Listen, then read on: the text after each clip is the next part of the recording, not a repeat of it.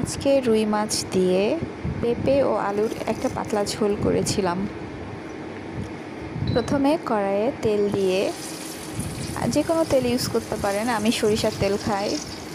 সরিষার তেলের মধ্যে আমি লবণ, হলুদ, মরিচের গুঁড়ো এবং জিরে দিয়ে এর মধ্যে আমি মাছগুলোকে প্রথমে কষিয়ে নেব।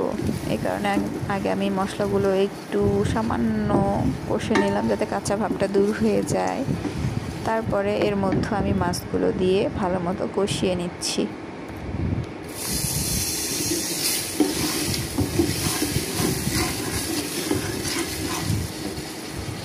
একটু রসুন দিয়ে দিলাম।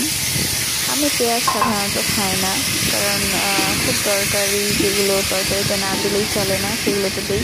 আসলে পেঁয়াজ কিন্তু কোনো স্বাদ বাড়া বা কমানোর কাজ করে না, এটা শুধু ঝোল গাঢ় করার ক্ষেত্রে ইউজ হয় আর কোয়ান্টিটি বাড়ানোর জন্য, যে তরকারিটার একটু ঝোলটা থিকনেসটা একটু বেশি হবে, ভালো হবে ঝোলটা, এরকম। কিন্তু আসলে আপনি যদি ট্রাই করেন যে পেঁয়াজ ছাড়াও কিন্তু তরকারি খাওয়া যায়। আমি পেঁয়াজ খুব কম ইউজ করি। পেঁয়াজ আমার রান্না খেয়ে কেউ বুঝতে পারবে না যে এখানে পেঁয়াজ নাই বা ছিল।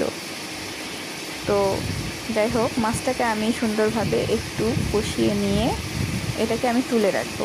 তুলে রাখার পর আমি পেঁপে, আলু যে সবজি আমি কেটে রেখেছি সেটাকে আমি এই কড়াইয়ের মাঝে দিয়েই কষিয়ে নেব। তার আগে এই মাছগুলোকে ভালো মতো কষিয়ে নিয়ে উঠিয়ে ফেলে নিব। তারপর সবজিগুলো কষাবো।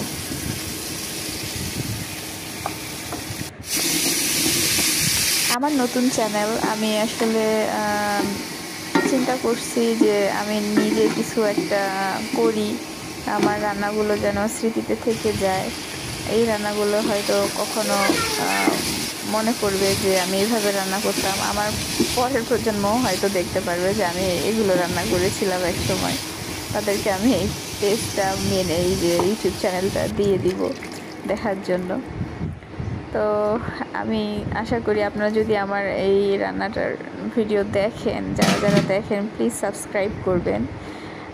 কারণ একটা ভিডিও করতে আসলে আমি বুঝতাম না বানালে জানতাম না, অনেক কষ্ট হয়, অনেক সময় যায় একটা ভিডিও এরকম থেমে থেমে করা, রান্না করা পাশাপাশি। প্রত্যেক ইউটিউবার বা ভিডিও যারা তৈরি করে তাদের কিন্তু অনেক কষ্ট হয়। তো সেক্ষেত্রে আমরা কিন্তু একটা সাবস্ক্রাইব, লাইক দিতেই পারি। এই যে দেখুন, হয়ে গেল পাতলা ঝোল পেঁপে আলু দিয়ে রুই মাছ।